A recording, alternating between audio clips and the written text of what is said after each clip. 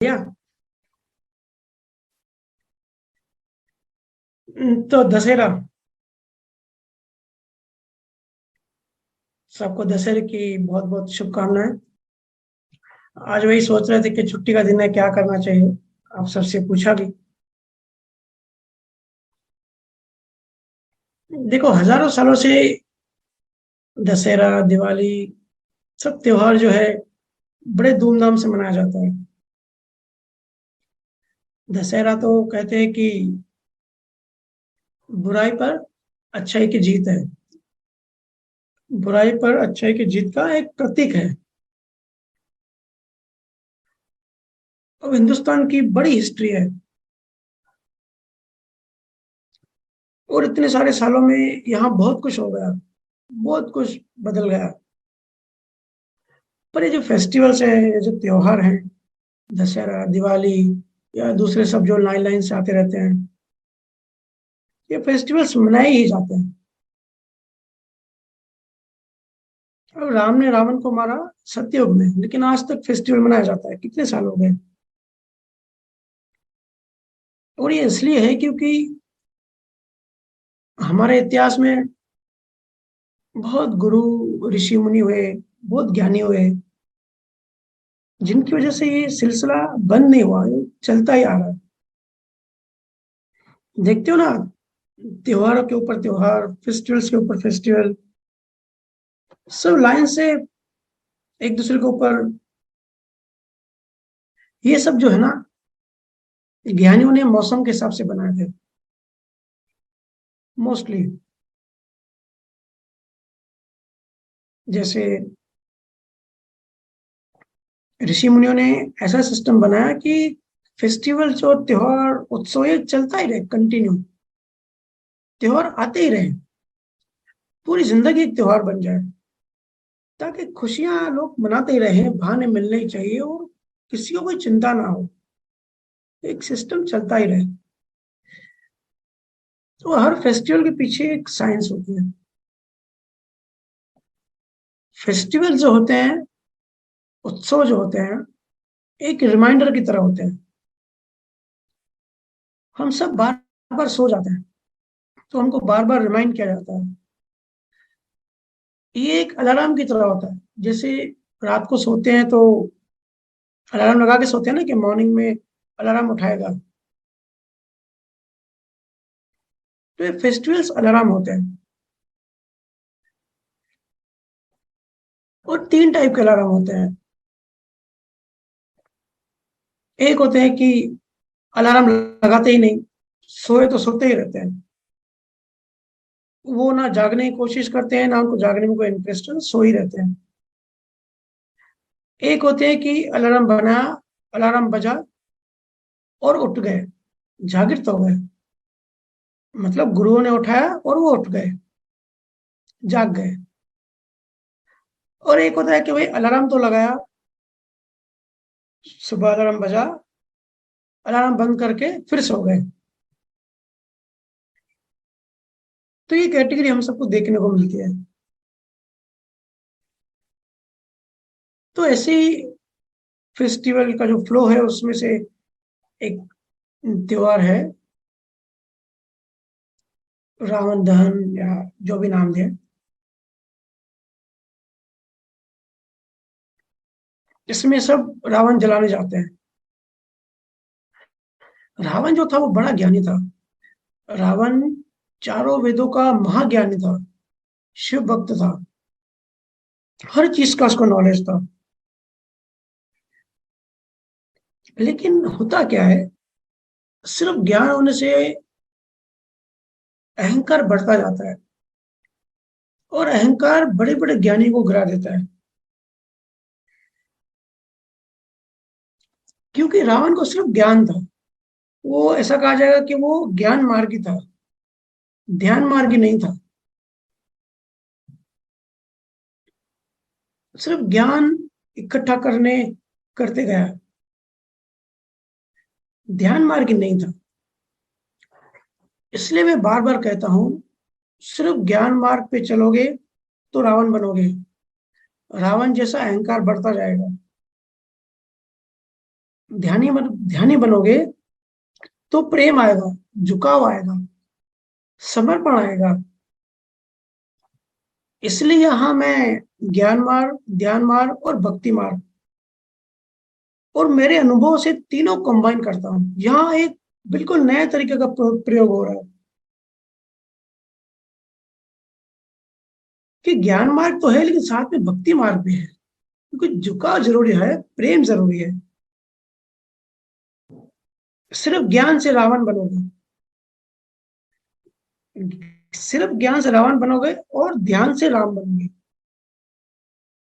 ऐसे तो हम अपने आप में सब राम ही हैं, हमारी जो आत्मा है सब राम ही है, लेकिन रावण रूपी अहंकार साथ बैठ गया है, ऊपर आके बैठ गया है। उसको जलाना है।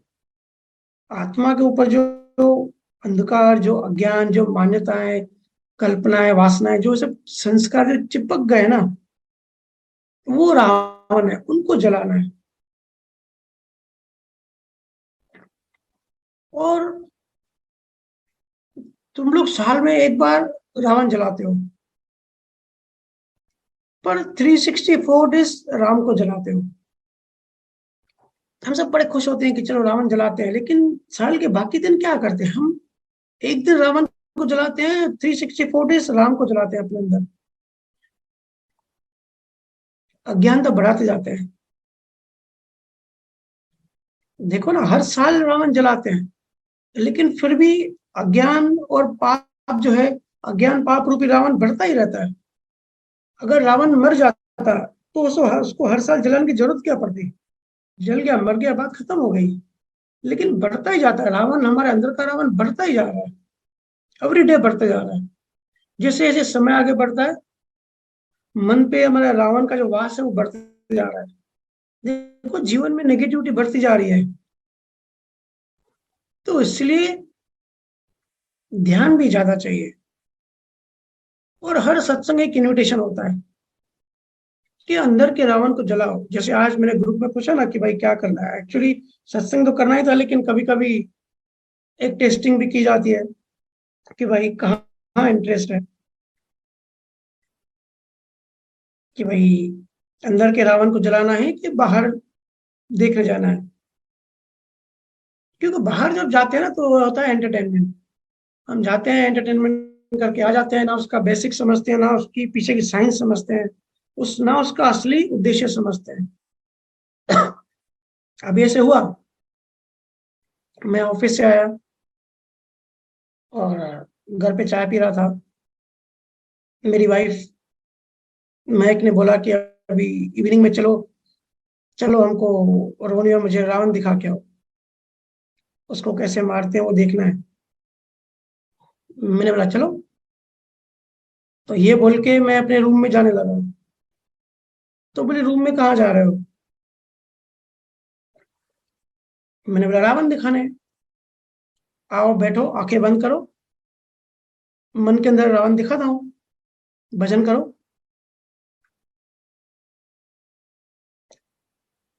ना सिर्फ रावण दिखाता हूँ, बल्कि रावण को कैसे जलाना है वो भी बताता हूँ। आंखें बंद करो, मन को देखो, और मन में देखो क्या वृत्तियां चल रही है। वो है असली रावण।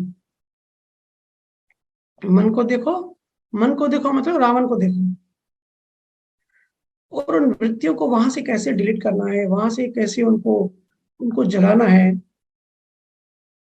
वो भी दिखाता हूँ। रोहन को भी मेरे लड़के को बोला कि आ जाओ, अभी आंख बंद करके बैठ जाओ, रावण दिखाता हूँ। मैंने बोला आ जाओ भाई, बैठ जाओ। तो मैं बोली कि नहीं, वो असली असली वाला रावण देखना है। मैंने बोला यही तो है असली वाला रावण, वो बाहर तो नकली है। और वो देखने से क्या होगा? वो देखने से कुछ फायदा नहीं होता। ठीक है, एंटरटेनमेंट जाओ, एक एंटरटेनमेंट करके आओ, थोड़ा घूम फिर आओ, और दूसरे दिन वैसे के वैसे रावण बने रहो। फिर भी सत्संग करना था तो मैंने मना कर दिया। और हमारे यहाँ तो ऐसे कुछ इतना ग्राउंड भी नहीं होता कि रावण बने और ये सब करे। पर बात को समझो, मैसेज को समझो, उद्देश्य को समझो। ये जो रावण के जो 10 चेहरे होते हैं ना, दिखा रामायण में कि राम बार बार तीर मार रहा है उसके चेहरे को, और चेहरा डिलीट हो रहा है, खत्म हो रहा है, फिर वापस से नया चेहरा आ रहा है ना ऐसे। बुराई को मारो, बुराई फिर से वापस आ जा रही है। तो ये किसका प्रतीक है? ये इस चीज का प्रतीक है कि आप बाहर से कितना भी बुराई से लड़ो, बाहर से बोलो कि मैं वासना नहीं करूंगा, झूठ नहीं बोलूंगा, पर फिर से ये बोला मतलब आपने उस टाइम उसको डिलीट किया, उस टाइम आपको, आपने उस टाइम उसको जला दिया, लेकिन फिर से वापस चेहरा आ जाएगा, वापस वासना ऊपर आ जाएंगी। क्योंकि वासनाएं चेहरे पे नहीं है, वासनाएं कहीं अंदर से आ रही है। नाभि, नाभि का मतलब होता है केंद्र, कहीं तो हमारे अंदर केंद्र है जहां से वासनाएं आ रही है। तो जब तक उस केंद्र को नहीं मारेंगे तब तक ये नए नए चेहरे बनते जाएंगे। और ये नाभि क्या है?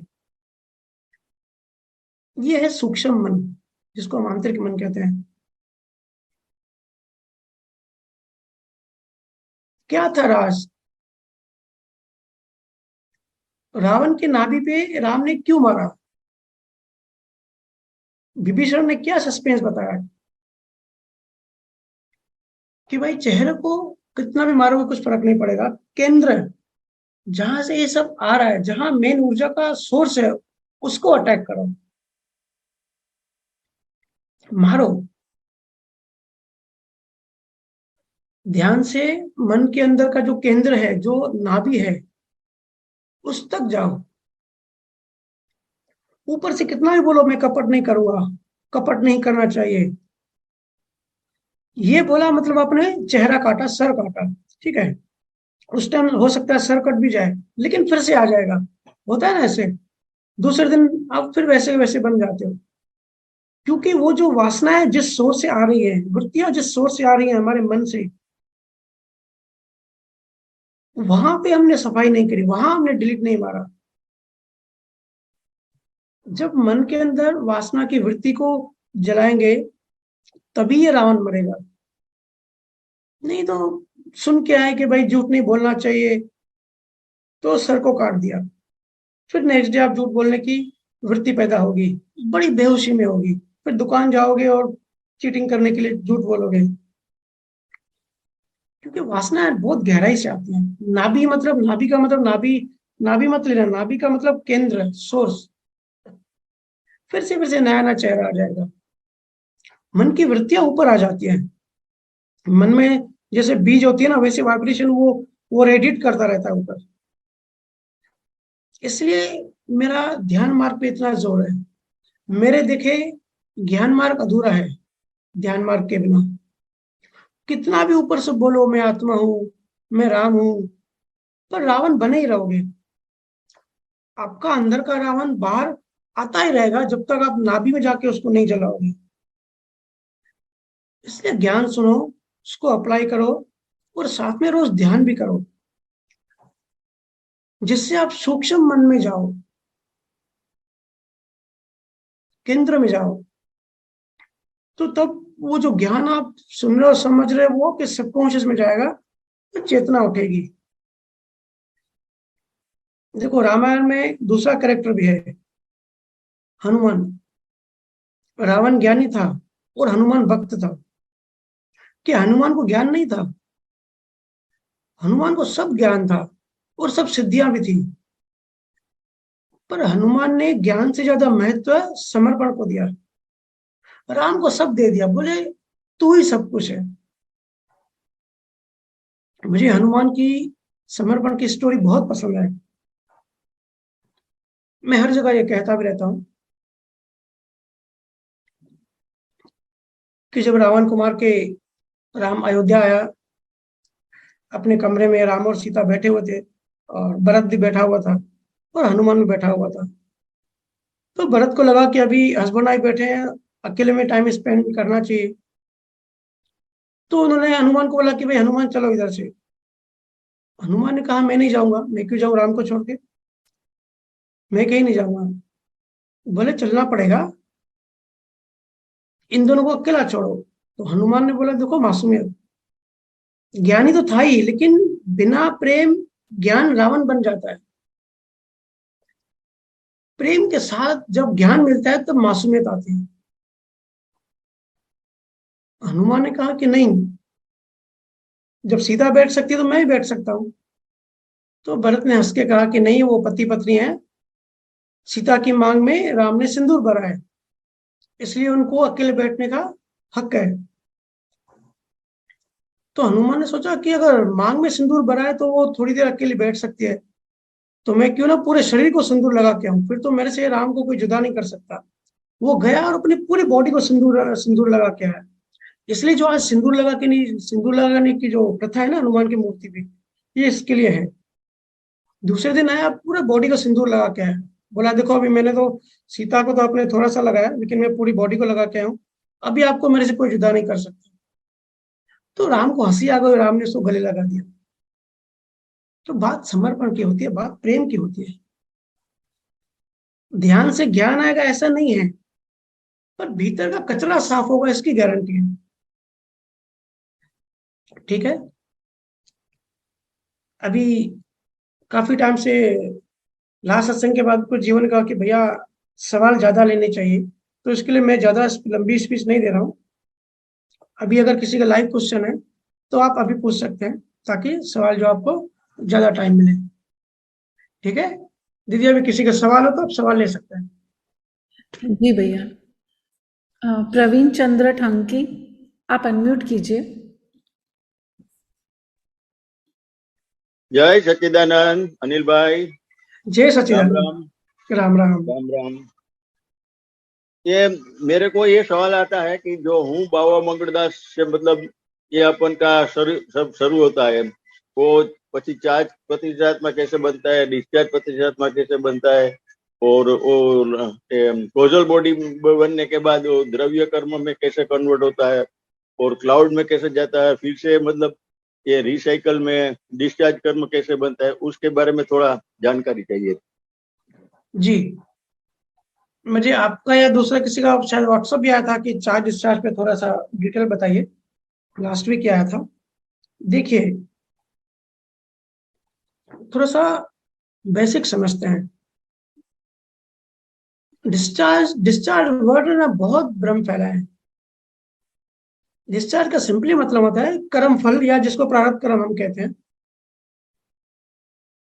बराबर है। बहुत बहुत लोग दूसरी जगहों पे सुन के आते हैं कि भाई सब कुदरती रचना है, सब डिस्चार्ज है, इसलिए जो हो रहा है होने दो, आप कुछ मत करो, आप इन्वॉल्व मत हो, आप डीप में मत जाओ।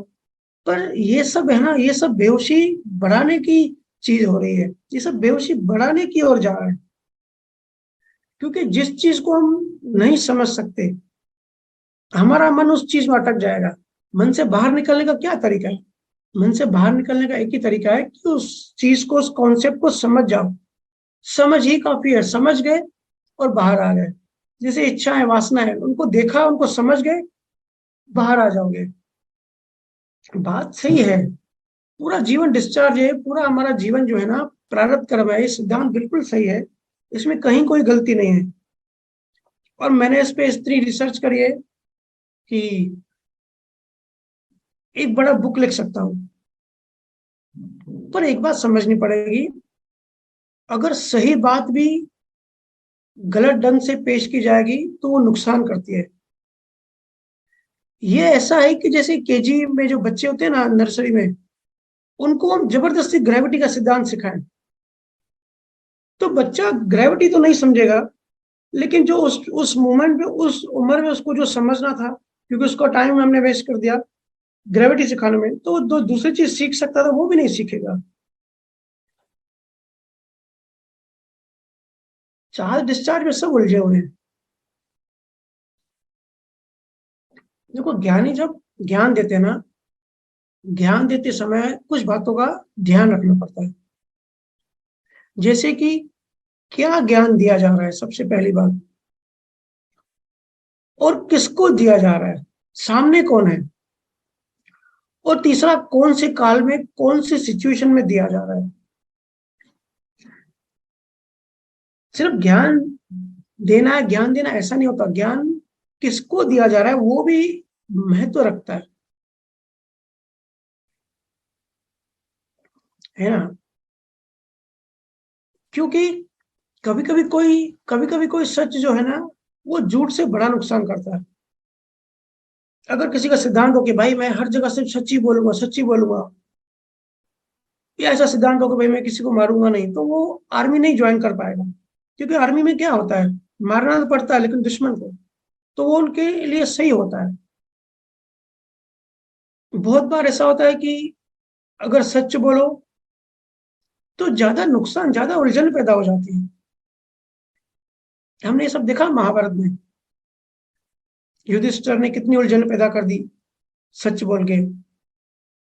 तो कभी कभी कोई सच झूठ से बड़ा नुकसान करता है। इसके लिए सिचुएशन देखनी पड़ती है कि भाई किस सिचुएशन में अंदर में भाव ये होना चाहिए कि बस मंगल हो, सबका भला हो, जो जहां फंसा है एक स्टेप आगे बढ़े। इसलिए ज्ञानी पहले देखते हैं कि जिसको जो बताया जा रहा है उससे उसका फायदा होगा या नुकसान होगा, वो उसमें फंस तो नहीं जाएगा, उसका अहंकार तो नहीं बढ़ेगा। ज्ञानी रावण की तरह अहंकारी नहीं होते कि भाई मुझे जो ज्ञान है सिर्फ मैं वही बताऊंगा।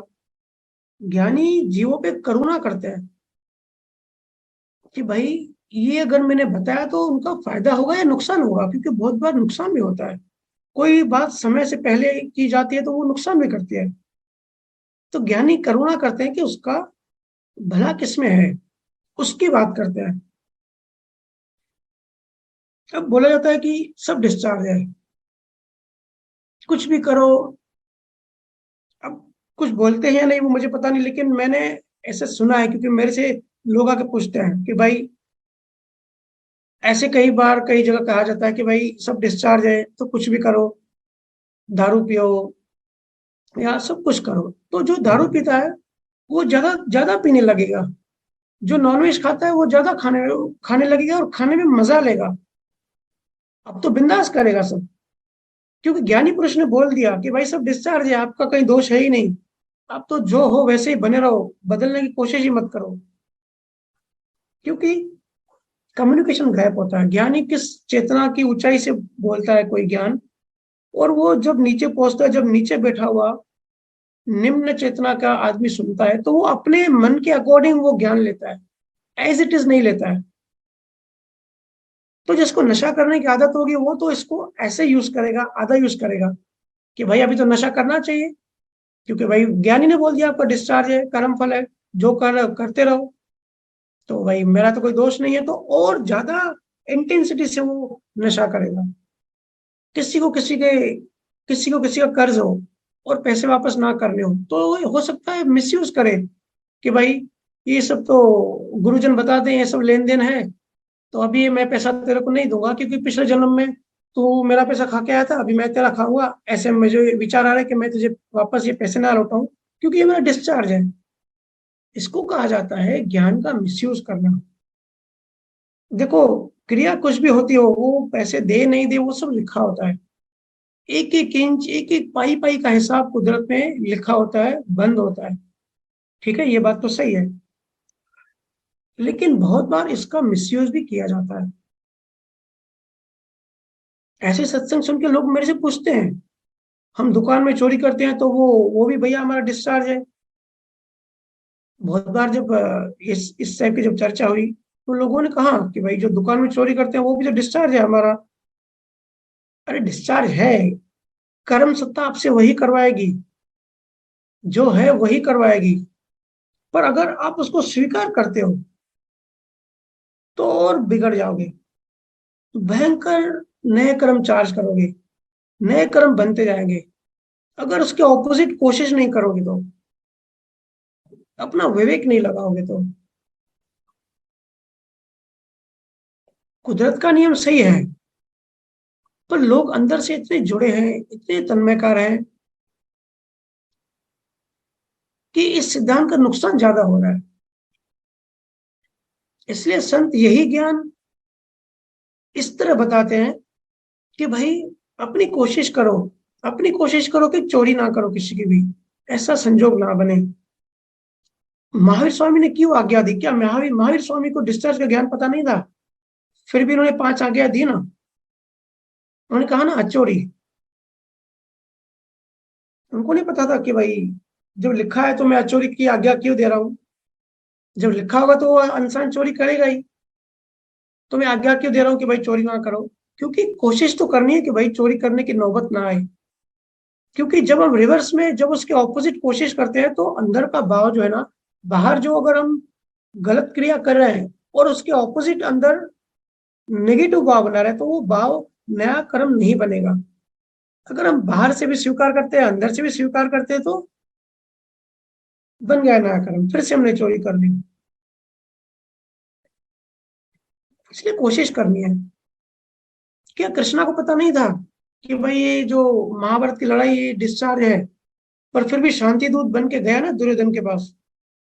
दुर्योधन को समझाने तो गया ना कि भाई लड़ाई नहीं होनी चाहिए, ऐसा प्रयास करें कि शांति हो जाए, बिना लड़े ही समझौता हो जाए।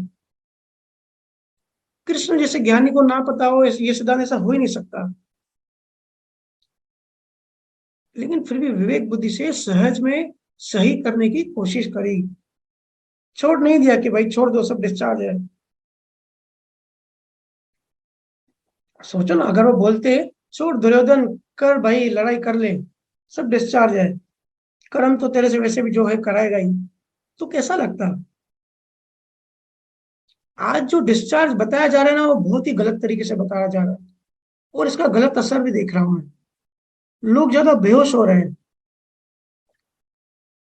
तो वो ऐसे बताया जाता है कि सुनने वाले को लगता है कि भाई सब ठीक है, कोई भी कोशिश नहीं करनी चाहिए, इसको इम्प्रूव करने की, इसको ठीक करने की कोई भी कोशिश नहीं करनी चाहिए।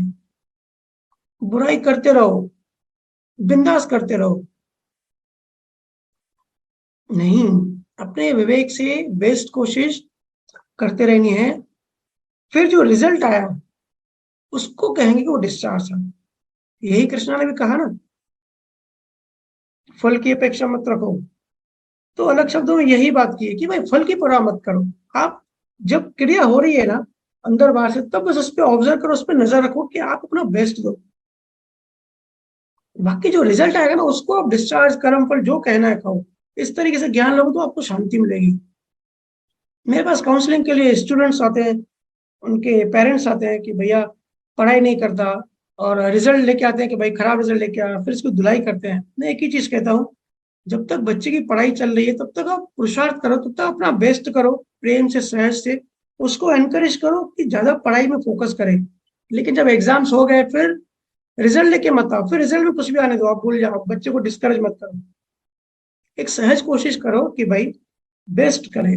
नहीं कर पाता, रिजल्ट अच्छी नहीं आती है, बहुत सारे रीजंस होते हैं, फिर आप मार्कशीट लेके घूमो मत, बच्चे को डिमोटिवेट मत करो, उसको नेगेटिव मत बोलो कुछ भी। एग्जाम हो जाए तो कोशिश छोड़ दो, वो कर्म फल। क्या ऋषि मुनियों इतने सारे ज्ञानी हो गए, ज्ञानी को पता नहीं था कि भाई सारा जीवन ही डिस्चार्ज है, सारा जीवन ही कर्म फल है, एक एक चीज लिखी हुई है हमारे कर्मों में। पर हर ज्ञानी ने आज्ञा दी, मोरल्स दिए, ध्यान दिया, कुछ बातें फॉलो करने के लिए बोली कि भाई ये बातें फॉलो करो। क्योंकि अगर बुरा करते हो तो अंदर में चार्ज भी हो रहा है, बुरा हो रहा है, और इसके लिए ज्ञानियों ने फिर अच्छा करने को बोला, उसका रिवर्स, उसका ऑपोजिट करने को बोला। जैसे अहंकार, तो अहंकार का ऑपोजिट क्या है? समर्पण। ज्ञानियों ने समर्पण करने के लिए बोला। श्रद्धा, प्रेम, आज्ञा में रहने के लिए बोला कि भाई अंदर में तन्मयकार है, तो बाहर से अगर सही करने की कोशिश भी करेगा ना, तो वही कोशिश हमारे डीप अनकॉन्शियस में जाके, जहां से कर्म पैदा होते हैं, वहां वो वाइब्रेशन जाके वहां पे बदलाव आ जाता है। अगर किसी से प्रेम है तो प्रेम में आपको घृणा के फिर वो ये नहीं बनेंगे, तरंगे नहीं बनेंगी, नए कर्म नहीं बनेंगे। इसलिए संतों ने कहा ना, क्यों कहा किसी का बुरा नहीं करना?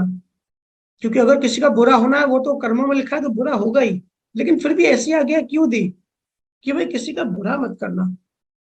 क्योंकि जब बाहर से बुरा नहीं करने की कोशिश करोगे तो अंदर से भी ऑटोमेटिक आपके भाव बुरे नहीं बनेंगे। भाव बुरे नहीं बने मतलब नए कर्म बुरे नहीं बने। हर युग में संत भी अपने संतों की अपनी अपनी एक स्टाइल होती है।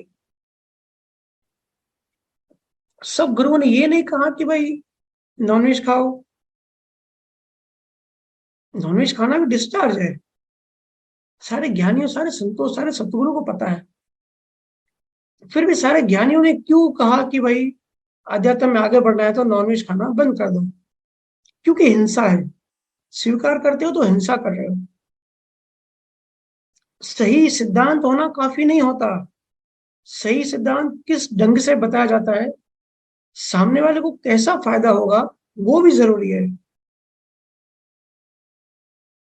नॉनवेज मत खाओ ये क्रिया है, ये क्रिया दी। ये क्रिया क्यों दी? ताकि उसका वो भाव से कोशिश तो करे। भले कर्म सत्ता अगर लिखा हो तो कर्म सत्ता उससे करवाएगी। कोई अगर ऐसे कोई कोई संत है और ऐसे आइलैंड पे रहता है जहाँ वेज फूड मिलता ही नहीं, नॉन वेज फूड ही मिलता है, सी फूड ही मिलता है। बहुत सारे आइलैंड्स है दुनिया में से। लेकिन उसको अगर कोई गुरु, कोई ज्ञानी कहेगा कि भाई तू कोशिश तो कर कि भाई तू तू नॉनवेज अवॉइड कर, तो बाहर से तो चलो अभी इसको जिंदा रहना है तो उसको मजबूरी में मछली और वो सब खाना पड़ेगा, लेकिन अंदर में क्या भाव होगा उसका? अंदर वो स्वीकार नहीं करेगा ना। बोलेगा ना कि मैं नहीं खाना चाहता, मैं नहीं खाना चाहूंगा। कोशिश तो करेगा वेज ढूंढने की। तो उसका कर्म हिंसा का कर्म नहीं बनेगा। हिंसा का कर्म नहीं बना मतलब वो जानवर गति में नहीं जाएगा। इसलिए जो लोग कहते हैं ना कि भाई सब डिस्चार्ज है, कुछ भी इसमें ज्यादा डीप में मत जाओ, तो वो गलत स्टेटमेंट है। इसका बड़ा नुकसान हो रहा है। लोगों के नए कर्म इतनी हाई इंटेंसिटी से चार्ज हो रहे हैं, पता नहीं वो कहाँ भुगतेंगे। जब सबका ज्ञान का जब सार लेते हैं ना, तब कौन सी चीज कौन से एंगल से काम करते हैं हमको समझ में आता है। बोधिधर्मा ने अपने शिष्य को कहा कि भाई जहां भी बुद्ध का जो धाम था, जिस भी डायरेक्शन में बुद्ध का धाम है, पूरे दिन में उस डायरेक्शन में झुक के 10 बार, दिन में 10 बार झुक के उसको प्रणाम कर, क्योंकि हमारे गुरु गुरु उस डायरेक्शन में है। तो ये तो क्रिया हो गई। क्या बोधि धर्म को ज्ञान नहीं था? तो ये क्रिया क्यों दी? ताकि अंदर का अहंकार टूटे। जब बार बार हम प्रणाम करते हैं, झुकते हैं ना, तो अंदर का अहंकार कहीं ना कहीं फ्रैक्चर होता है। आपने कहा सब कुछ डिस्चार्ज है, पूरा जीवन फिक्स है, इसमें कोई डाउट नहीं है। लेकिन सवाल ये कि चार्ज का पता कैसे चले? ये तो बात होगी डिस्चार्ज की जो मैंने अभी तक बताया, लेकिन व्हाट इज चार्ज? आपने मुझे कुछ तो आपने गुजराती वर्ड यूज किए, मुझे थोड़े समझ में कम आया, लेकिन जितना मैं समझा आपने चार्ज डिस्चार्ज ही पूछा। और मुझे व्हाट्सएप पे भी सेम आए थे। तो ये तो डिस्चार्ज हुआ, ठीक है। डिस्चार्ज में हमको एक सहज कोशिश तो करनी है। कैसे भी इतना एनालिसिस मत करो कि भाई बाहर से 5 इंद्रियों के शरीर से कोशिश करनी है कि अंदर से कोशिश करनी है, क्योंकि आपको इतना ज्ञान ही नहीं है। अंदर बाहर में डिफरेंस ही नहीं कर पाओगे। तो चार्ज का कैसे पता पड़ेगा? तो मैं आपको थोड़ी और गहराई की बात बताता हूँ आज। आज तक बताई नहीं। पहली बात तो सही बात है कि भाई सब कुछ डिस्चार्ज है, लेकिन जिसको आप चार्ज मानते हो ना, वो भी डिस्चार्ज है। क्योंकि चार्ज कहाँ होता है? सब इसकी बातें करते हैं कि भाई कर्म कैसे बनते हैं, लेकिन कर्म कहाँ बनते हैं, किस लेवल पे बनते हैं, वो कितना सूक्ष्म है, इसका ज्ञान सिर्फ अनुभव के बिना आ ही नहीं सकता। चार्ज पता है कहाँ होता है? वो इतना, वो जो लेयर है इतना अति सूक्ष्म, सूक्ष्मतर सूक्ष्म, जो भी आप कहें, सूक्ष्म सूक्ष्म ऐसे 1 लाख बार कहेंगे ना, तो वो समझो इतना डीप में वो चार्ज होता है। इससे बाहर बाहर से किसी भी जीव को पता नहीं पड़ेगा कि भाई डिस्चार्ज क्या है, चार्ज क्या है, दोनों में फर्क कहाँ है, लाइन, बॉर्डर की लाइन कहाँ पर है। क्योंकि जो भी आप सोचोगे, जो भी विचार करोगे, वो भी आपका डिस्चार्ज ही है। ये सिर्फ 5 इंद्रियों को, 5 तत्वों का शरीर डिस्चार्ज नहीं है, आपका मन भी डिस्चार्ज है।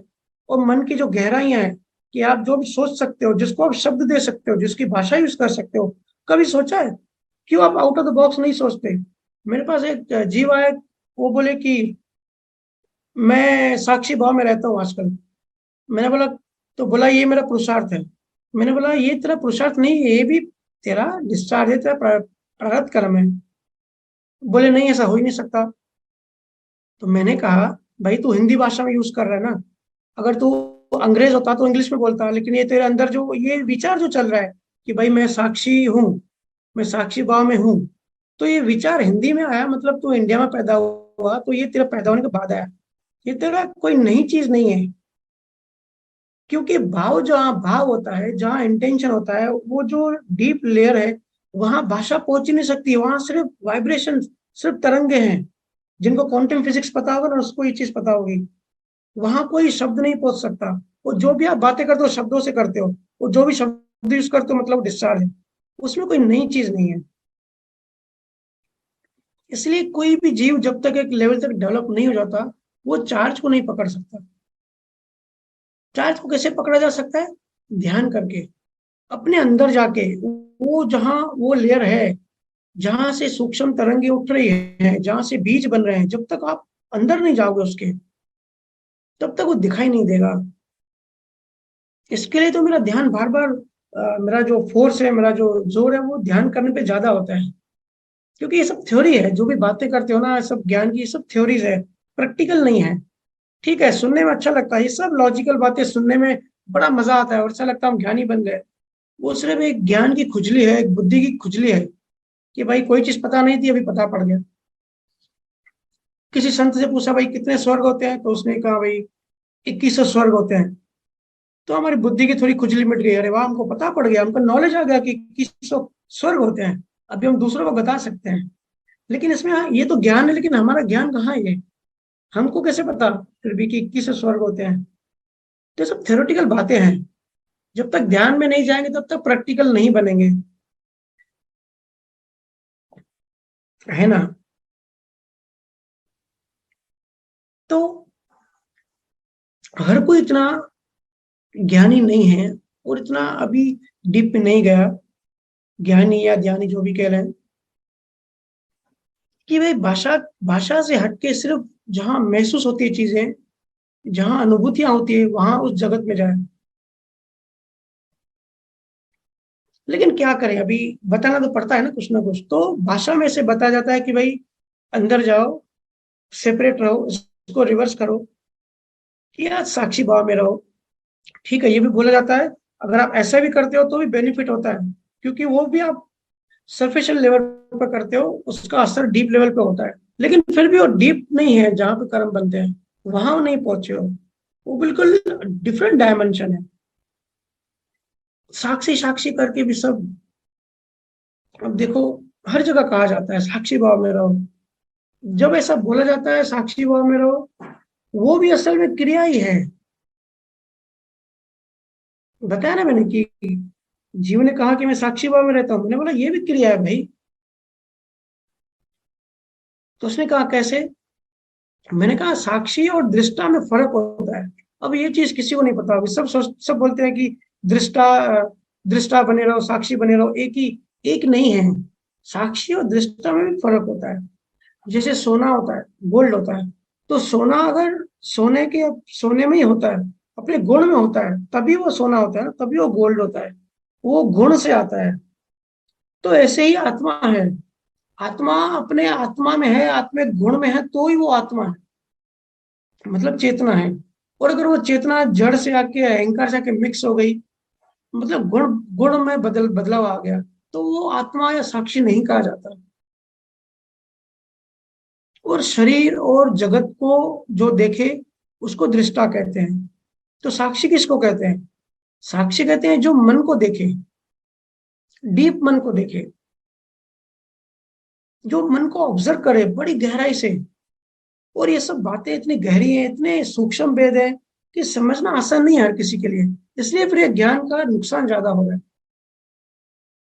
असली साक्षी भाव किसी को पता नहीं है, बहुत ज्यादा डीप होता है। पर यहाँ जिसे देखो सब कहते हैं मैं साक्षी में रहता हूँ, मैं साक्षी भाव में रहता हूँ। वो खुद से ही झूठ बोलते हैं। कैसे खुद को झूठ बोलते हैं?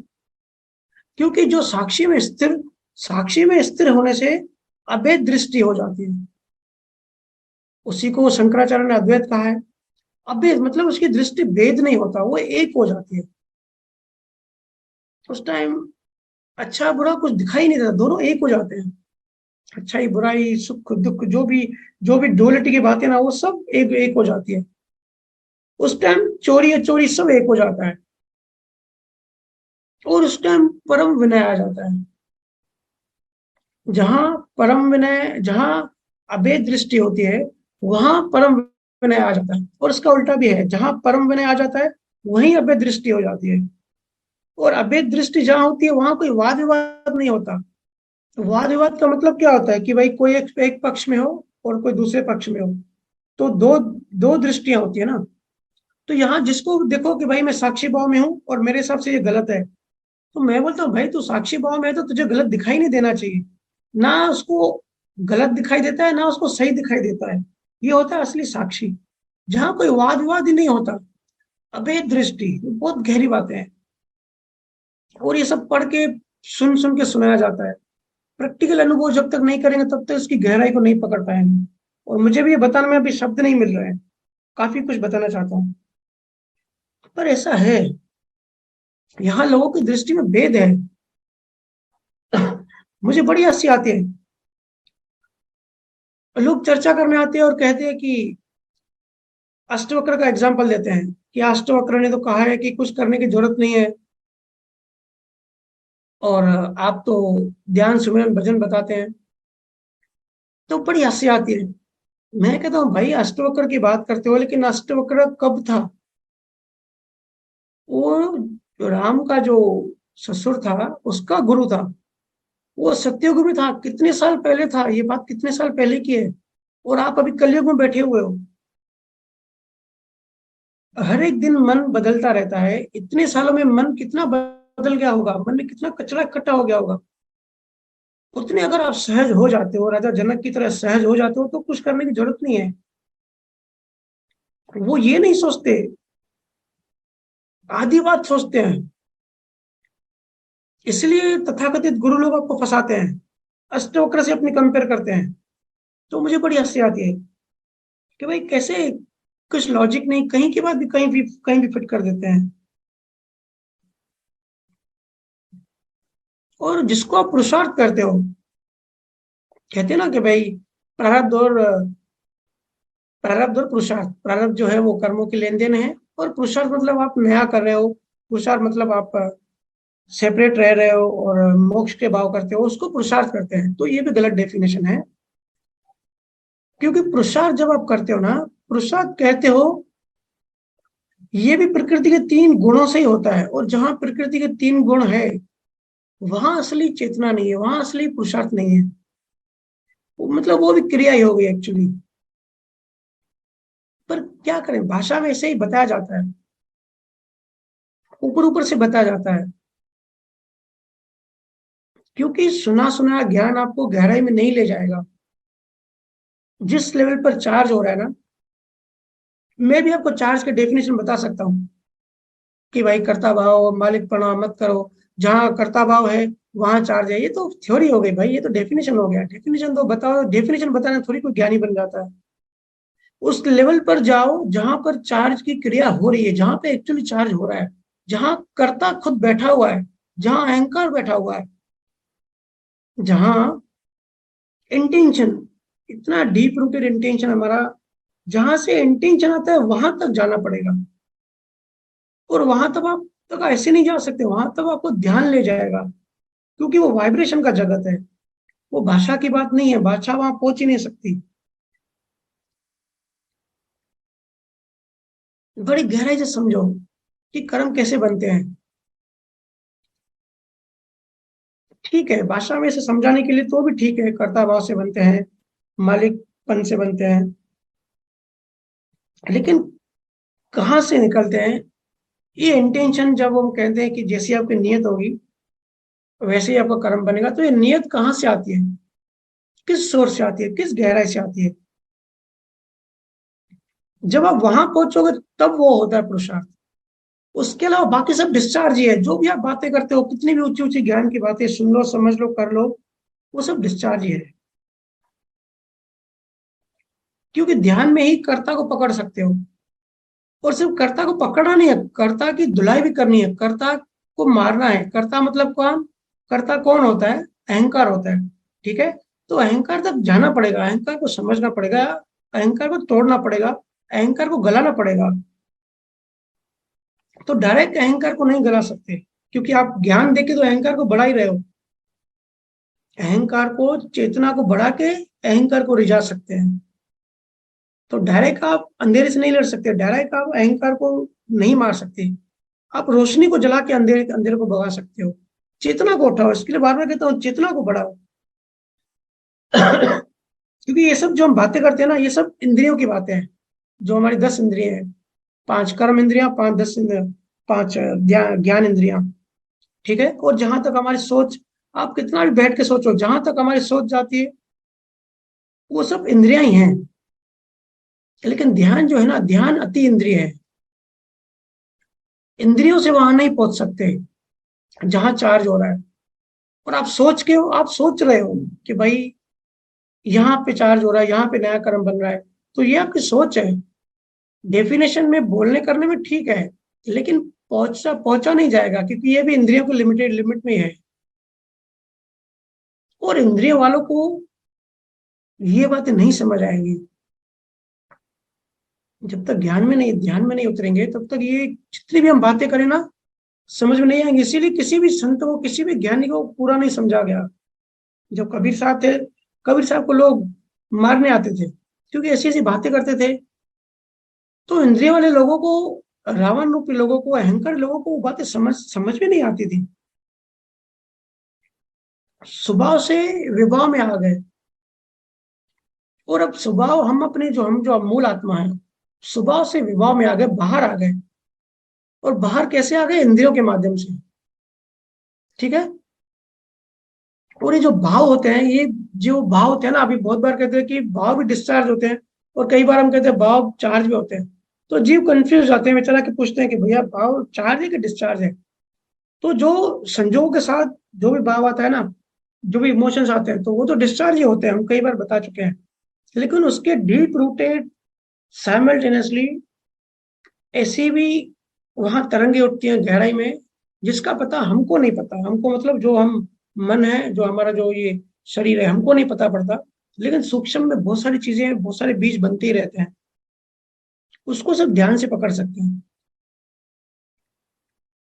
इसलिए मैं कहता हूँ कि आप एक्सपेरिमेंट करो। बिना एक्सपेरिमेंट करके सिर्फ सुन के मानोगे तो वो अंधविश्वास कहा जाएगा। मुझे बड़ी हंसी आती है, बिना जाने बिना समझे सुन के बोलते हैं कि क्रिया मत करो। अब कई लोग कहते हैं ना कि क्रिया मत करो, तो क्रिया मत करो बोलना ये भी एक क्रिया है। अगर असली ज्ञानी होगा ना, जिसको अच्छे से अनुभव होगा, वो ये भी नहीं बोलेगा कि ये मत करो और ये करो। क्योंकि कुछ ना करना भी कुछ करना होता है, उल्टे अर्थों में, उसके ऑपोजिट। लोगों को क्रिया का भी आधा ज्ञान है और पुरुषार्थ का भी आधा ज्ञान है, यही सबसे बड़ी मुसीबत है। दोनों की साइंस नहीं पता है। और आपको और एक गहरी बात बताता हूँ। जैसे हम सब कहते हैं कि जब हम कोई भाव करते हैं तो परमाणु पुल करते हैं। जो शुद्ध परमाणु जो होते हैं ना ब्रह्मांड में, एक समुद्र की तरह, उसमें से कुछ हमारे इंटेंसिटी के हिसाब से परमाणुओं को हम पुल करते हैं, उनको खींचते हैं। और जैसा हमारा भाव होता है वैसा हम उनके ऊपर रंग चढ़ा देते हैं, परत चढ़ा देते हैं। लेकिन कुदरत का बैलेंस इतना परफेक्ट है, और ये बात मैं अपने अनुभव से बता रहा हूँ, कुछ दिन पहले ही मुझे अनुभव हुआ। कुदरत का बैलेंस इतना परफेक्ट होता है कि अगर आप, जैसे डिस्चार्ज का मतलब क्या बोलते हैं कि भाई कुछ परमाणु रिलीज हुए, आपने जो पिछले जन्मों में परमाणु खींचे थे, चार्ज किए थे,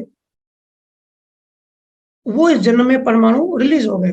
तो समझो 500 परमाणु आपने पिछले जन्म में चार्ज किए थे, खींचे थे, और इस जन्म में घटना घटी और आपके परमाणु रिलीज हो गए। तो कुदरत उतने ही परमाणु रिलीज करवाएगी जितने नए चार्ज करवाएगी। मतलब जितने भी परमाणु जगत में रिलीज होते हैं ना, अभी कई बार ये हालांकि कोई पूछता नहीं है, मैं मुझे अंदर में कभी कभी सवाल आता था पहले कि इसकी भी डीप जाकर रिसर्च करनी चाहिए। अब हम सब ऊपर ऊपर से कहते हैं कि कर्मों के हिसाब से कुदरत लाइफ डिजाइन करती है, लेकिन मेरी क्वेरी ये होती थी कि भाई डिजाइन कैसे करती है, उसकी भी मेथोलॉजी क्या है। अब टेक्निकल है तो कुछ तो उसका मेथड होगा ही, कुछ तो। अब कुदरत कोई कॉन्शियस तो है नहीं, वो तो कंप्यूटर की तरह मशीन है।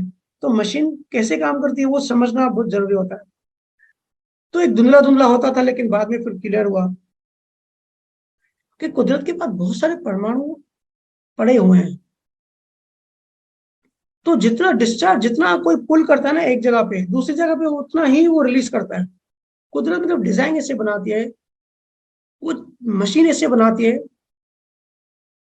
कि वो जो कर्म है वो उसी टाइम उस जगह पे वो रिलीज हो जाएंगे, तभी तो वो दूसरा आदमी उसको पुल कर सकता है। मतलब जो परमाणु वो हमेशा एक तरीके रहते हैं, बैलेंस रहते हैं, उतने ही रहते हैं। मेरे को अभी प्रॉपर शब्द नहीं मिल रहे हैं मेरा जो अनुभव है बताने के लिए। या ऐसे समझे कि कोई कहता है ना कि हम दूसरे का जूठा नहीं खाते, तो परमाणु एक्चुअली जो शक करते हैं वो झूठे ही होते हैं। एक आदमी के अंदर से परमाणु निकले, वही परमाणु दूसरे आदमी अंदर, दूसरे आदमी के अंदर जाते हैं। तो हम सब इस तरीके से कनेक्टेड ही हैं। जैसे स्विमिंग स्विमिंग पूल में होता है ना, हम सब स्विमिंग पूल में होते हैं, तो वही पानी दूसरे की बॉडी को टच करता है, फिर हमको टच करता है। तो वैसे ही परमाणु भी ऐसा होता है। हमने जो परमाणु रिलीज किए वही पर दूसरे ने जो रिलीज किए वही परमाणु हम फिर अंदर अपने लेते हैं, अपने अंदर शक करते हैं। दुनिया के कुछ धर्मों में इस तरीके की साइंस बताई गई थी, तो उस पर मैंने काफी रिसर्च करी। काफी टाइम जवाब नहीं मिल रहा था कि भाई अगर सिद्धांत सही है तो मैच क्यों नहीं हो रहा है, लेकिन फाइनली मैच हो गया। तो आपकी मूल बात पे आते हैं कि चार्ज कैसे होता है। तो चार्ज बहुत सूक्ष्म में होता है। चार्ज जब तक एक लेवल, एक ज्ञान की लेवल या एक पॉइंट तक नहीं पहुंचेंगे, तब तक सिर्फ ये एक बात होगी, एक बोलने में आएगा कि भाई चार्ज ऐसे होता है, लेकिन उसको कोई आम इंसान पकड़ नहीं सकता। फिर भी मैं शॉर्ट में एक एग्जांपल देकर आपको समझाने की कोशिश करता हूँ। किसी ने एक आदमी को एक हल्की थप्पड़ मारी, और दूसरे को उससे थोड़ी जोर से मारी, और तीसरे को एकदम जोर से मारी। तो इसमें तीनों में फर्क क्या है? इंटेंसिटी का फर्क है, राइट? या समझो कोई किसी की सेवा कर रहा है, कोई किसी गुरु की या किसी बाबा की आश्रम पे सेवा कर रहा है, ठीक है? तो सेवा करते टाइम वो कितना रस ले रहा है, कितना मजा ले रहा है, कितनी इंटेंसिटी से कर रहा है। तो जितनी इंटेंसिटी होगी उसके हिसाब से कर्म, उसके हिसाब से परमाणु पुल होंगे, उसके हिसाब से वो कर्म, नया कर्म बनेगा, नया कर्म चार्ज होगा। ठीक है? लेकिन इन बातों का ध्यान रखिए। ऐसे बोलना और ऐसे मानना कि भाई डिस्चार्ज है, सब छोड़ दो, कुछ मत करो, आपको एक्चुअली कब पता पड़ेगा कि आप बंधन में हो? अगर बेहोश होके चुपचाप बैठे रहोगे कि भाई जैसे जीवन चल रहा है उसको चलने दो, सब कुछ डिस्चार्ज है, तो पता कैसे पड़ेगा कि हम बंधन में हैं? समझो आप एक जगह बंधे हुए हो, आप बैठे हो और आपके पैर में जंजीर है, और आप बैठे हुए हो, तो जब तक आप उठ के चलने की कोशिश नहीं करोगे तब तक कैसे पता पड़ेगा कि आपको चैन लगी हुई है, आपके अंदर बंधन है?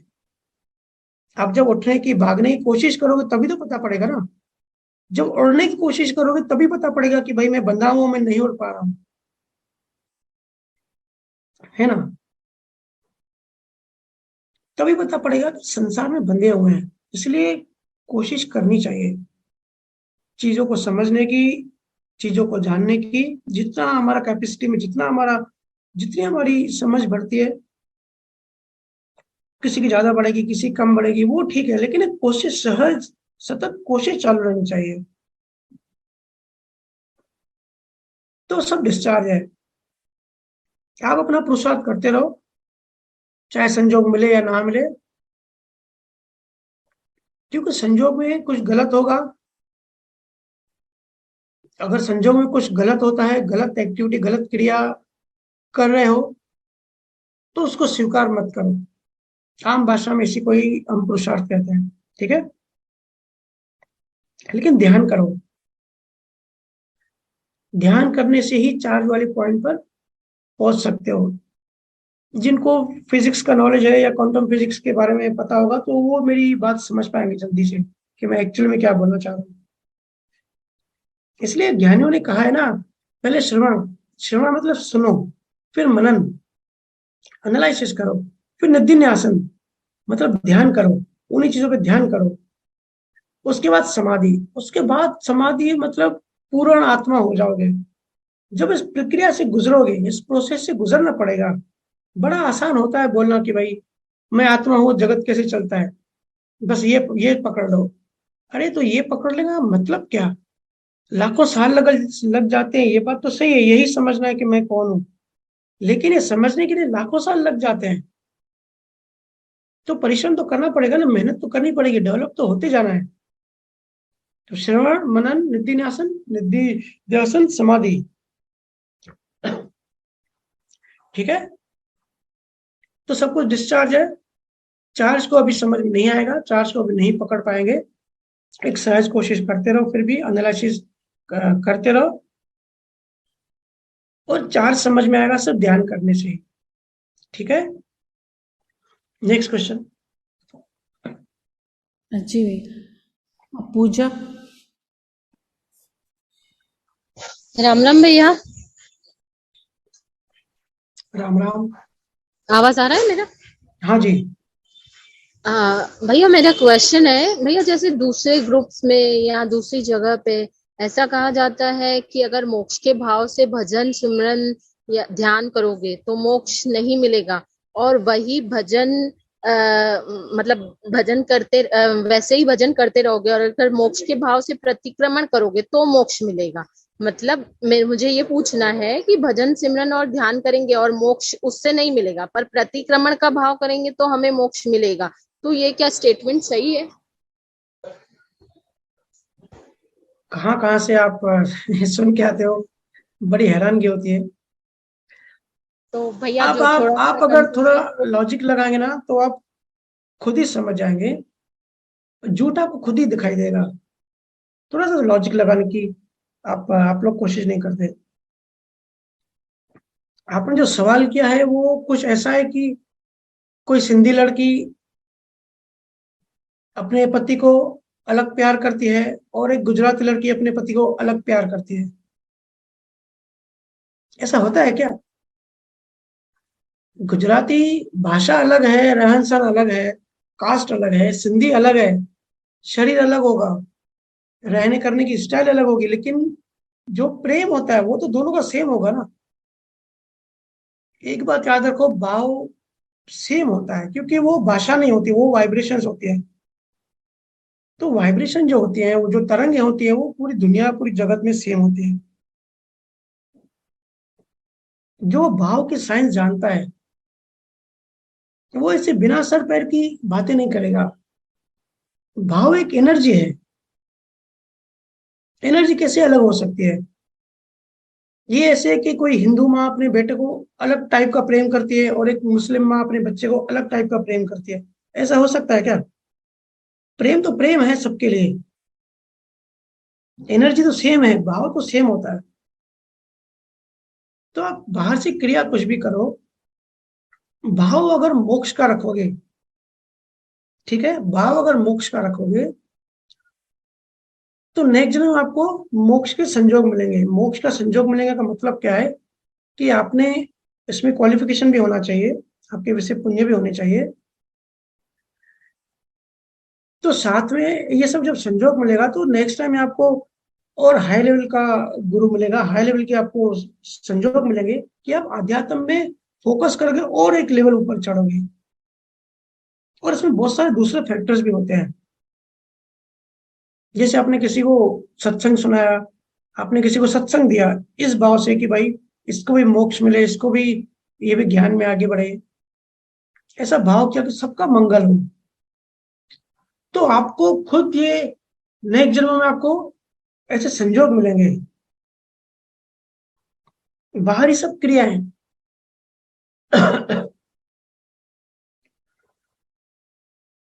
बाहर जो भी क्रिया होती है वो अंदर, जो भी संत, ये संत महात्मा जो क्रिया देते हैं वो अंदर प्रेम और भाव जगाने के लिए देते हैं।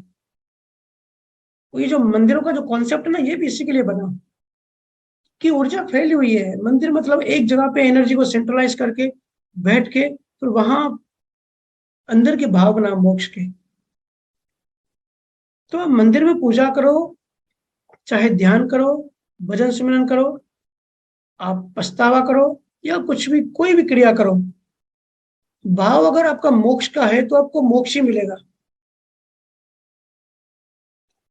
अगर कोई कहे कि भाव मोक्ष का हो पर बाहरी क्रिया अलग है तो मोक्ष नहीं मिलेगा, मतलब उसको भी अनुभव ज्ञान नहीं है, जानकारी वाला ज्ञान होगा,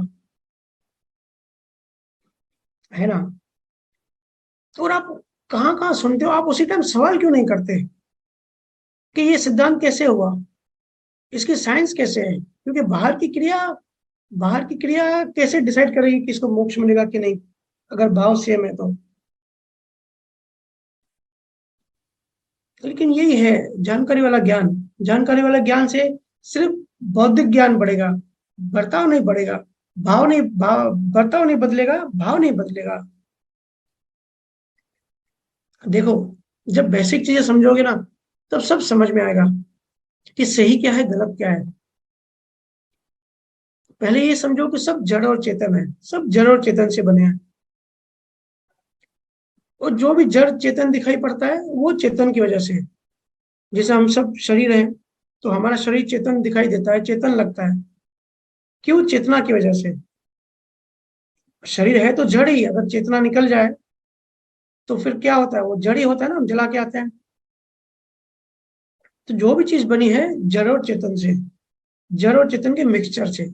जैसे कोई लोहा हो, वो लोहे को गर्म करो हाई टेम्परेचर पे, 500 डिग्री के ऊपर अगर किसी लोहे को गर्म करोगे तो क्या होगा? लोहा और आग साथ में दिखाई देंगे, एक जलता हुआ आग का गोला दिखाई देगा। वो लोहा भी होगा और आग भी होगा एक साथ। दोनों अलग चीज है लेकिन एक साथ एक चीज बन जाएगी। तो वैसे ही हमारा ईगो बनता है, वैसे ही अहंकार का जन्म होता है। जड़ और चेतन से ये सब बना, दोनों साथ हो गए। ठीक है, तो ऐसा कुछ नहीं है। भाव अगर मोक्ष का है, बाहर क्रिया कुछ भी करने दो, अगर इंटेंसिटी हाई इंटेंसिटी मोक्ष की है तो मोक्ष की तरफ आगे बढ़ोगे। ये हो सकता है कि बाहर की क्रिया कोई ऐसा गुरु आपको एक अलग टाइप की क्रिया दे जो थोड़ी हेल्प करती हो, थोड़ा जल्दी आगे बढ़ने में, या जल्दी मन को ठहराव करने में और मन के अंदर जाने में। वो सपोर्टिंग फैक्टर होता है, लेकिन भाव तो भाव होता है। इसलिए मैं कहता हूँ, डेवलप वाला गुरु मिले उसको पकड़ो, जिससे शांति मिले, आनंद मिले, प्रेम मिले, ज्ञान मिले, वो आपके आज के गुरु हैं। उसको पकड़ो, सुनो।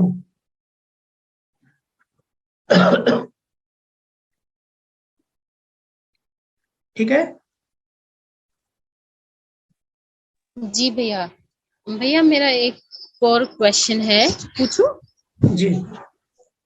भैया जैसे दूसरे ग्रुप्स में और दूसरी जगह पर ऐसा भी बोला जाता है कि कलयुग में जिसके पास फॉलोअर्स ज्यादा होंगे तो वो असत्य है, और जिसके पास फॉलोअर्स कम होंगे तो वो सत्य होगा, और सत्युग में जिसके पास फॉलोअर्स ज्यादा होंगे वो सत्य होगा। क्या यह स्टेटमेंट सही है? देखो, सबके अपने अपने पॉइंट्स ऑफ व्यू होते हैं, सबके पॉइंट ऑफ व्यू अलग होते हैं। ठीक है, और वो सब सही होते हैं। अपनी अपनी दृष्टि में हर कोई सही होता है। जैसे हम कहते हैं कि ये मेरी वाइफ है, तो हम अपनी जगह तो सही होते हैं ना, कि भाई वो मेरी वाइफ है, वो मेरा पॉइंट ऑफ व्यू हो गया। मैं जहां से देख रहा हूँ उसके हिसाब से वो चीज सही है। लेकिन वो किसी की बेटी भी है, तो वो उसका जो पिता होगा वो बोलेगा मेरा ये मेरी बेटी है, तो वो उसके पॉइंट ऑफ व्यू से, लेकिन है तो वही चीज ना। तो अपने अपने सबके पॉइंट ऑफ व्यू होते हैं। अगर इस तरीके से सब सोचना चालू कर दे कि भाई कोई भी गलत नहीं है कहीं से भी, हर किसी का अपना अपना पॉइंट ऑफ व्यू होता है, उसके हिसाब से ही चलता है, तो कभी कोई कहीं प्रॉब्लम नहीं होगी।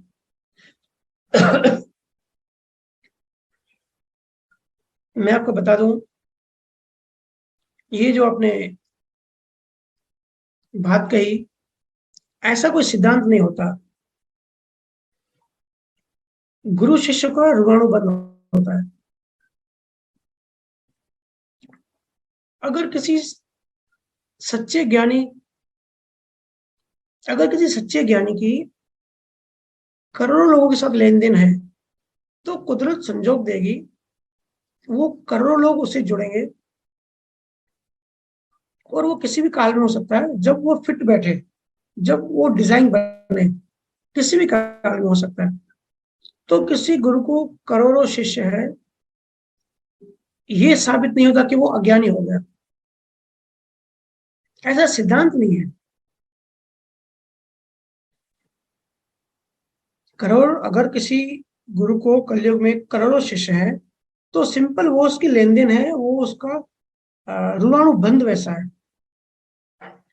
क्या होता है ना, काफी गुरु लाखों जन्मों से यात्राएं करते हैं, अलग अलग जगहों पे अलग अलग जीवों से मिलते रहते हैं, और ऐसा भाव करते हैं कि इनका उद्धार हो, इनका भी मंगल हो, इनका भला हो। ठीक है, और शिष्यों की तरफ से भाव होता है। तो नेक्स्ट जन्म में फिर वो वही वही शिष्य उनको मिलते हैं। ठीक है, इसको कहते हैं कि दोनों का आपस में बंध है, ऋणानुबंध है। सत्युग में ऐसा, कलयुग में ऐसा ऐसा कोई सिद्धांत नहीं होता। ये होता है कि अब हर जीव की अपनी लेवल होती है, किसी की लेवल नीचे होती है, किसी के ऊपर होती है। अब कबीर और नानक, गुरु नानक को जो उस टाइम सुनने वाले थे, तो वो सब पहुंच गए, ऐसा नहीं है ना। कबीर, गुरु नानक महान ज्ञानी थे, लेकिन उनको जो शिष्य मिले उस टाइम पे, वो उनका ऋणानुबंध था। तो जितनों ने भी सुना और सभी ज्ञानी हो गए, ऐसा नहीं है। या गौशालक ने महावीर को छोड़ दिया, अब महावीर जैसा वितरागी मिला और उसको छोड़ दिया, तो ये कैसे हुआ? ये डिपेंड करता है कर्मों के लेन देन पे, उनका ऋणानुबंध। गौशालक का बंध खत्म हो गया महावीर स्वामी से, तो उसने उसको छोड़ दिया। तो ऐसा सिद्धांत नहीं है। एक ज्ञानी के पास करोड़ों शिष्य हो, तो भी हो सकता है कि उनमें से कुछ पहुंच जाए और कुछ रह जाए।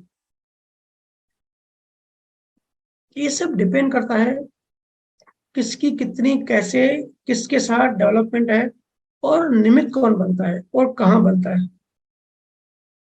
अब बुद्ध के पास 15,000 लोग बैठते थे उस टाइम में। एक सभा में, बुद्ध के सत्संग में 10,000 लोग बैठते थे। तो इसका मतलब बुद्ध अज्ञानी हो गया? ऐसा तो नहीं है। और कम और ज्यादा की डेफिनेशन क्या होती है? किसी को 50 लाख भी कम लगते हैं, किसी को 500 भी ज्यादा लगते हैं। तो ये कौन डिसाइड करेगा? ये तो रिलेटिव चीज हो गई ना। ये तो रिलेट करेंगे, जब कंपेयर करेंगे तब कम ज्यादा होता है। नहीं तो कम क्या होता है, कम शिष्य क्या होता है, ज्यादा शिष्य क्या होता है?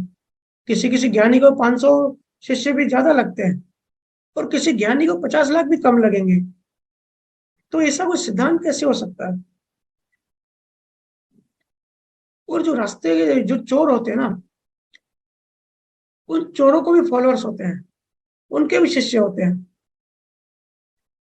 तो अगर इस सिद्धांत से करोगे और किसी चोर को एक फॉलोअर है या एक शिष्य है, तो इसका मतलब वो चोर सबसे बड़ा ज्ञानी बन गया? ऐसा तो हो नहीं सकता। ऐसा सिद्धांत कैसे हो सकता है कि जितने कम शिष्य उतना बड़ा वो ज्ञानी? बहुत सारे रास्ते पे जो भिखारी घूमते हैं, उनको तो एक शिष्य होता है, तो वो ज्ञानी हो गया क्या? ऐसे नंबर से ना किसी के ज्ञानी होने के पता लगता है, ना अज्ञानी होने के पता पड़ता है। इससे एक ही बात पता पड़ती है कि ऋणाणु बंद है, किसी भी काल में ऋणाणु बंद है सबके। अभी कुछ टाइम पहले मैं ऋषिकेश गया था, वहां ऐसे साधु भी मिले जिनको एक या दो शिष्य थे, और एक से बात भी हुई, रास्ते में भीख मांग रहे थे। तो मैंने पूछा, भाई आप भीख क्यों मांग रहे हो? तो उसका तर्क ये था कि अगर इस जन्म में मैं भीख मांगूंगा तो नेक्स्ट जन्म में मैं करोड़पति बन जाऊंगा। मैंने बोला ऐसे कैसे? बोला हाँ ऐसे होता है, अगर इस जन्म में आप ज्यादा हंसोगे तो नेक्स्ट जन्म आप ज्यादा रोगे। तो इस जन्म में मैं पैसा नहीं कमा पाया, तो इस जन्म में मैं भिखारी बन के घूम रहा हूँ, ताकि मैं नेक्स्ट जन्म में करोड़पति बन जाऊंगा। अब देखो ऐसे को, अब इसके बाद एक शिष्य है तो ये परम ज्ञानी हो गया।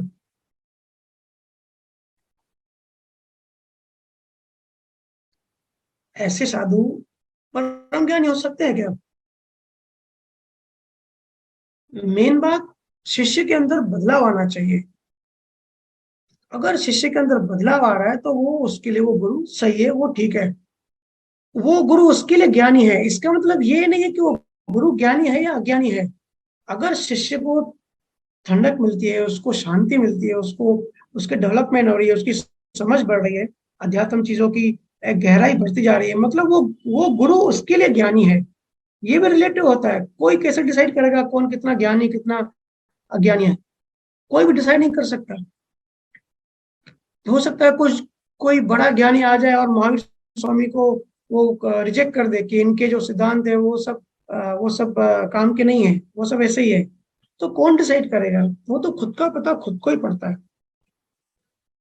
तो शिष्य को भी डिसाइड नहीं कर सकते कि कौन ज्ञानी और कौन अज्ञानी।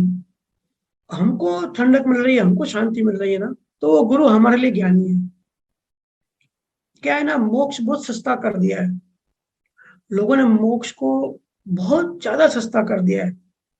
अरे मोक्ष के लिए जान की बाजी लगानी पड़ती है, पूरा जीवन देना पड़ता है, खुद को दांव पर रखना पड़ता है। और कोई शूरवीर ही मोक्ष को पाता है, शूरवीर ही मुक्त हो पाता है। कितना सस्ता है कि बस बोलो मैं आत्मा हूं और हो गए परम ज्ञानी, बन गए सतगुरु। मैं आत्मा हूं ये तो सदियों से बोला जाता ही है और बात सही भी है, पर ये जानना कैसे है, इसके लिए कितना लंबा प्रोसेस है, कितना पुरुषार्थ करना पड़ता है, लाखों जन्म की डेवलपमेंट करती आनी पड़ती है। पता नहीं ये सब कौन बातें करता है, और सुनने वाले सुनते भी कैसे हैं। बहुत गुरु ऐसे भी होते हैं जिनको पूरी साइंस नहीं पता होती।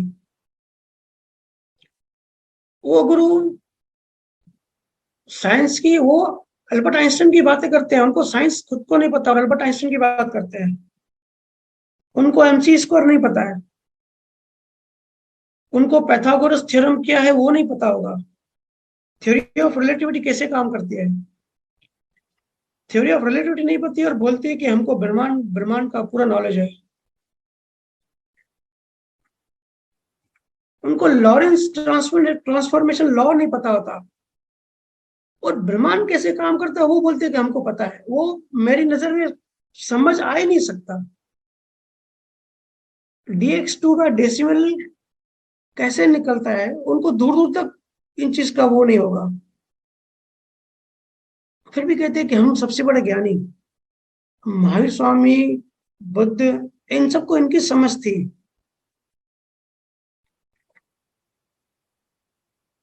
तो समझ में आनी चाहिए चीजें। जितना हम समझे उतना ही शेयर करना चाहिए। हमको बेसिक चीजें नहीं पता है और बोलना कि पूरा ब्रह्मांड का मुझे नॉलेज है, तो झूठी बात कही जाती है। इसलिए इन सब बातों में मत उलझो। डेवलप वाला गुरु मिले उसको पकड़ो, जिससे शांति आनंद प्रेम ज्ञान मिले, वो आपका आज का गुरु है। जिस पे श्रद्धा बैठे उससे आपकी लेन देन है, आपका ऋणानु बंध है। जिस पे श्रद्धा बैठे उसके पास जाओ, और कुछ भी करो भाव मोक्ष का ही रखो कि मैं आखिर हूं कौन, ये देहदास कैसे जाए। इन चीजों पे रिसर्च एंड एनालिसिस करो। बहुत बड़ी साइंस है और बहुत मजा आ गया रिसर्च करने में। लोगों को रहने दो बुद्धिमान, आप तो पागल बने रहो, बच्चे बने रहो, आनंद में रहो, रस लो, परमात्मा में जियो। अपना बुद्धि मत बढ़ाओ, बौद्धिक ज्ञान मत बढ़ाओ, किसी की परवाह मत करो। मीराबाई ने, चैतन्य ने कहा किसकी परवाह की? आनंद, अहोभाव, ये सब अगर हैं और ये अपने आप में सबूत है कि आप सही जा रहे हो। ध्यान सभी अपने आप पे रखें। अब बहुत जगह ऐसे बोल रहा था कि गुरु की जरूरत ही नहीं है, अध्यात्म में बढ़ने के लिए गुरु की जरूरत नहीं है, खुद आगे बढ़ो। तो ये ऐसा है कि जैसे कोई अंधा अपनी आंख का ऑपरेशन खुद करे, कोई अंधा है और वो कहे कि मैं अपनी आंख का ऑपरेशन खुद ही करूंगा, तो ये कैसे पॉसिबल है? कोई खुद का ऑपरेशन कर सकता है क्या? इसको कोई डॉक्टर चाहिए ना बाहर से जो देख पाए, क्योंकि हमको पता नहीं है हमको क्या चाहिए। ये ऐसा है कि किसी इंसान का वजन 150 किलो है, पर वो मानता है कि वो 50 किलो का है, उसको लगता है कि वो 50 किलो का है, और वो आदमी डॉक्टर के पास गया और बोला कि भाई मैं 50 किलो का हूँ, मुझे दवाइयां दो, मेरा वजन बढ़े। अब डॉक्टर बोलता है भाई कम करना है कि बढ़ाना है? वो बोलता है कि नहीं मुझे बढ़ाना है, मेरा कम है। तो वजन कम करना है, डॉक्टर को ही दिखाई देगा ना। इसलिए मैं हर बात अलग अलग ढंग से, अलग अलग डायमेंशन, अलग अलग एंगल से बोलता हूँ। मैं भी बहुत सिंपल चीजें करके कह सकता हूँ कि भाई ये 4 चीजें हैं, 2 चीजें पकड़ो, लेकिन ऐसा पॉसिबल नहीं है। वो एक बेवकूफ बनाने की बात बोली जाएगी, क्योंकि सबकी लेवल अलग है। अब यहाँ पे जो जितने लोग सुनते हैं सबकी लेवल सेम नहीं है, सबके मन अलग है, सबकी लेवल, चेतना की लेवल अलग है। और जो यूट्यूब पे सुन रहे हैं जितने भी हजारों लोग, उनकी भी फिर लेवल अलग अलग है। तो अगर सिर्फ मैं सिर्फ और सिर्फ आत्मा की बात करूं कि भाई एक ही स्टेटमेंट कहूं कि भाई मैं कौन हूं ये जानो और जगत कैसे चलता है, लेकिन कैसे जानना है वो तो इम्पोर्टेंट है। ये जानो ठीक है, लॉजिकल मस्त मजा आया, बात सही लगी कि गुरु ने आज बड़ी अच्छी बात बताई, लेकिन कैसे है उसका तो फॉर्मूला बताओ। उसका फॉर्मूला नहीं पता होगा, वो सिर्फ अनुभवी ज्ञानी के को ही वो ही बता सकता है जिसको अनुभव हो। बाकी जो है ऐसे बोल देगा बस ये पता करो कि मैं कौन हूँ, सुनी सुनाई बात कही जाएगी। इसके लिए अपना लॉजिक लगाओ, विवेक लगाओ, अपनी प्रज्ञा बढ़ाओ, अपनी समझ बढ़ाओ। और हमारे अंदर ये रावण है, और कितनी इंटेंसिटी से है, कितना बड़ा हो गया है, और इसको कैसे मारें, कैसे इसकी नाभि में जाके इसको जलाएं, इन सब चीजों की थोड़ा सा रिसर्च करो। और मैं जो चीज हमेशा कहता हूँ कि किसी की बात भी सिर्फ सुनने सुनने से ब्लाइंड ब्लाइंड फॉलो मत करो। तो मैं जो भी कहता हूँ मेरी बात भी सिर्फ मानने के लिए मत मान लो।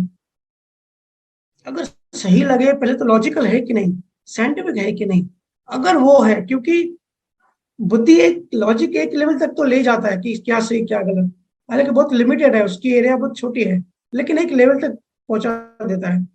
फिर उसके आगे जो है वो अति इंद्रिय, जो लॉजिक के आउट ऑफ द बॉक्स समझाते हैं। तो चीजों को ऑब्जर्व करो, चीजों को एनालिसिस करो कि अध्यात्म की ये जो बात है ये ठीक है कि ठीक नहीं है। बहुत लोग आते हैं कि भाई सब प्रारब्ध है, लेकिन प्रारब्ध कैसे? आपको क्या सबूत है कि सब प्रारब्ध है? कहते हैं कि मैं आत्मा हूं, लेकिन कैसे मान लिया आपने? आपने कभी आत्मा देखी है? आपने पूछा किसी से कि भाई कैसे आत्मा हो? ठीक है, समझो किसी ने इसकी बात नहीं कही हो आज तक। क्या जो नया बच्चा पैदा होता है उसको उसको कैसे समझ में आएगा? उसको कैसे पता पड़ेगा? कभी देखी क्या? कभी आत्मा का अनुभव किया है? तो सुनी सुनाई बात हो गई ना। तो सुनी सुनाई बातों की और ऐसा मान के मैं आत्मा हूं, तो उससे काम नहीं बनेगा, बदलाव करना पड़ेगा। ठीक है, तो सत्संग को यही विराम देते हैं। आप सबका बहुत बहुत धन्यवाद। सबको हैप्पी दशहरा। अंदर के रावण को मारते रहिए और राम का सुमिरन करके राम होने की कोशिश करते रहिए। सबको धन्यवाद।